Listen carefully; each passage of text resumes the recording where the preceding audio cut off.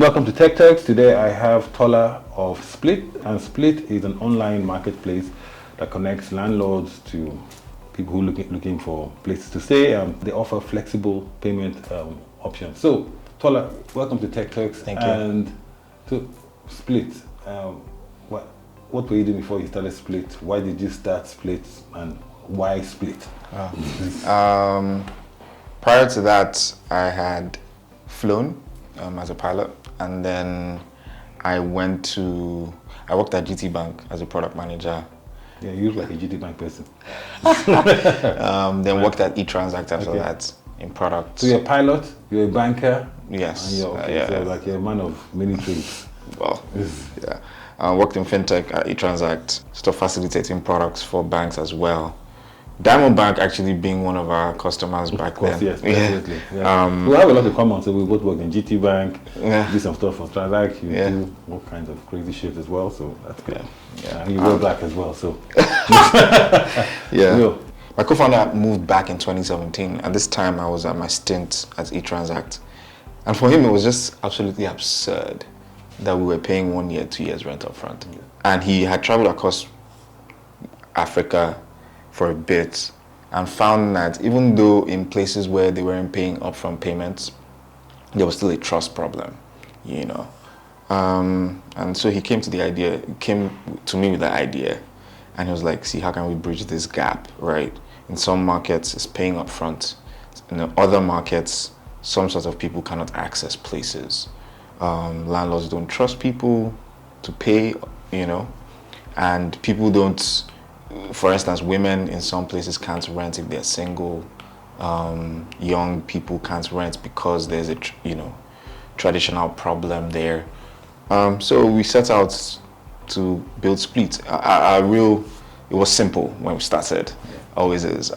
We just wanted to get homeowners to break down units into rooms, which is what our generation really needed, and get those people to pay monthly. When we started, we were taking risk. So we would pay some of these homeowners like quarterly, sometimes half year, and then we'll guarantee that just to sort of move the market, validate the market, exactly, validate the business model on the consumer side. So we bootstrapped for 15 months, no outside capital or anything like that. But as a product guy, it just became, we had achieved some product market fit, and there was a long wait list, and the processes became cumbersome, right? And so we set out in 2019, after 15 odd months, to raise a pre-seed. We raised a pre-seed of 265K USD from notable angel investors. Outside or inside Nigeria? All Nigerian. All Nigerian. Yeah, surprisingly to our like other tech guys, I think it was just something that everybody sort of believed in. Like it was a no-brainer. They could relate to it. Yeah. So we built the first MVP of the platform, just to sort out like automation of booking, viewings, automation of bookings. So is it web or app? Web. Okay. Because we found out that because of pictorial value of the spaces, people wanted to see it on web.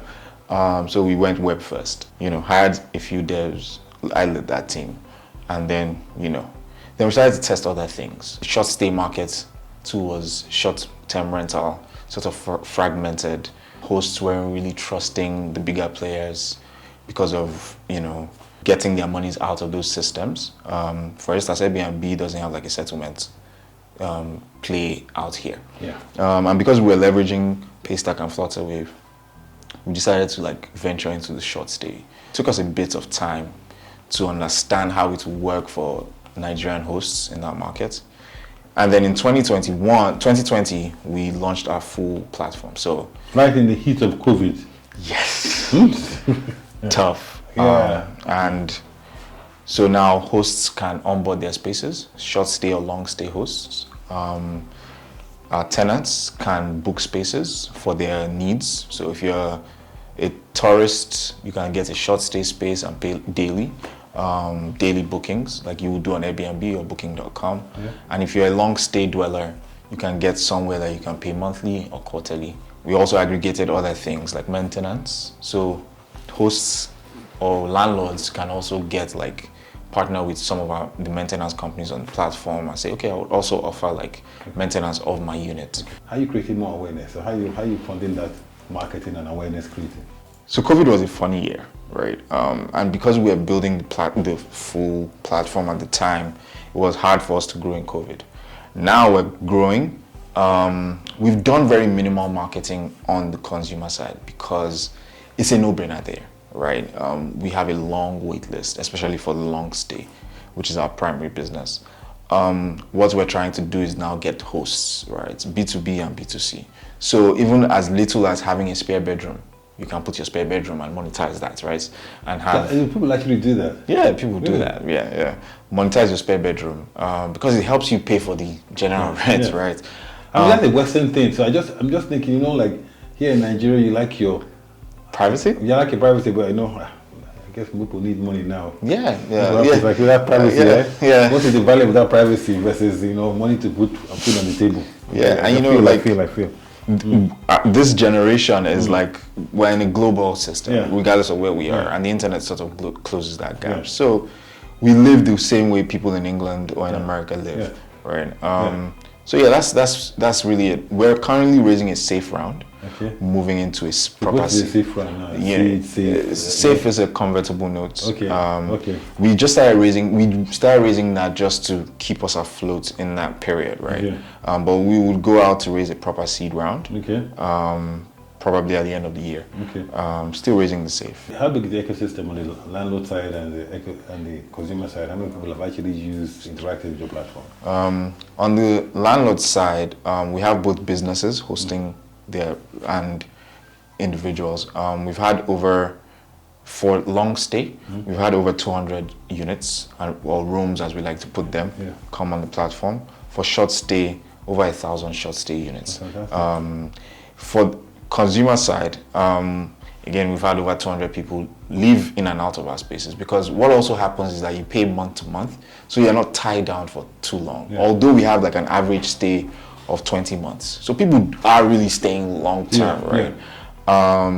And then because we launched short stay January, we've had over 62 nights bookings, right? So there are lots of, there are lots of, I know, empty, vacant spaces, especially the Koyi, in some Lekki as well, because COVID did impact people's economic expectations of real estate. Have you seen a few of those assets come into your platform? Yes. So what we decided to do was also allow unfurnished. We didn't used to do unfurnished, and so January this year we started doing unfurnished, right? And so we're seeing like a good number of those come on the platform because, as you said, COVID impacted people's economical. So the landlords were not willing to furnish anything. Just take these units as they are, and some of these tenants have been, because we've been gathering this data, some of them say, hey, I just want your platform is useful for me because I want to pay monthly, but I have my furniture. Right. What we also want to try to get into now is financing, right?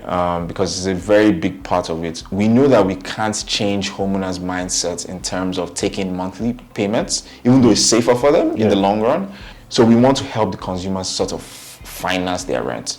So we find homeowners, do all the proper checks, sort of like a lending company, and leverage some of our banking partners to give out these loans to the tenants, pay up front for and they still get to pay monthly because they're paying back that as a loan. All right, thank you very much, Tola, for coming on to Techturks, and we'll continue the conversation offline.